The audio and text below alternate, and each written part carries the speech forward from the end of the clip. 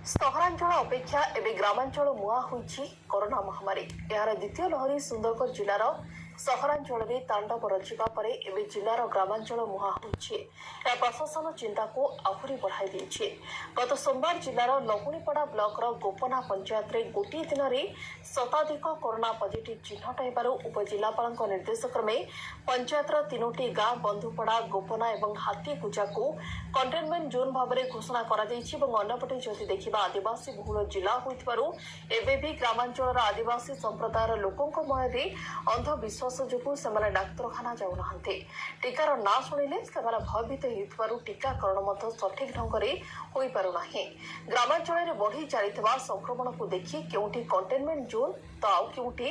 लगा जाउछि 144 धारा। अन्यपटे ग्रामांचल में कोरोना महामारी को रोकिबा पई गतकाली सर्वदलीय बैठक में ग्रामांचल को विशेष गुरुत्व दिया जाइथिबा बेले ए निष्पत्ति राज्य सरकार डेरी रे नैथिबा अभियोग करिसेंति सुंदरगढ़ सांसद जुएल ओराम।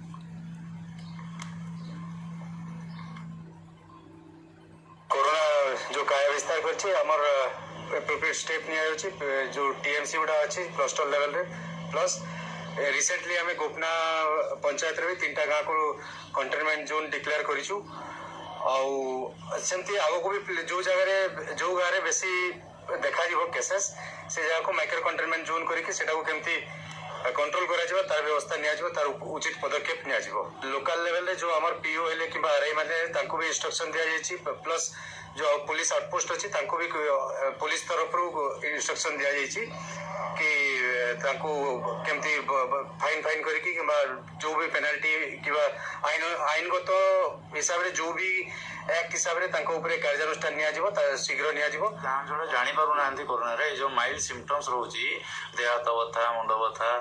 कि अंटा बथा हेगला कि धरन टिके काको बांती लागुची काको टिके हल्का नाक होउची तो लोक एटा को टिके माने जानी पारु नांती लोक माने भाबुछन जे एटा किछि ना एटा मामूली जिंसडा बट दैट कुड बी सेटा गोटे कोरोना रो लक्षण हेइ पारे। लोक टे सचेतन करिया पड़े आने आशा मानू को एनए मानू समस्त कहीचु गाँव में आईसी करने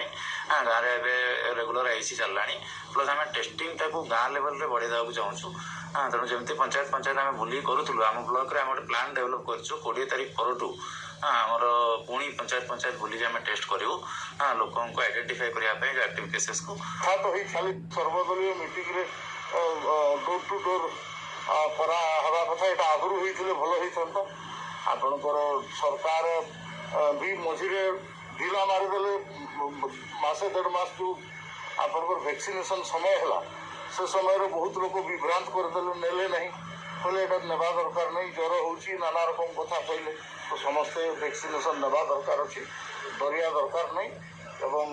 जो जेतेबेले सुविधा जोटा होची के लुचेरा कथा नहीं बहुत लोग लुचौछंती तांगर ऑक्सीजन 80 पाखापाखि आसला पर सब हॉस्पिटल को आसुटा ठीक नहीं 94 रु तले खसिले ऑक्सीजन इमिडिएटली रिपोर्ट करिया दरकार अछि आशा अंगनवाड़ी को।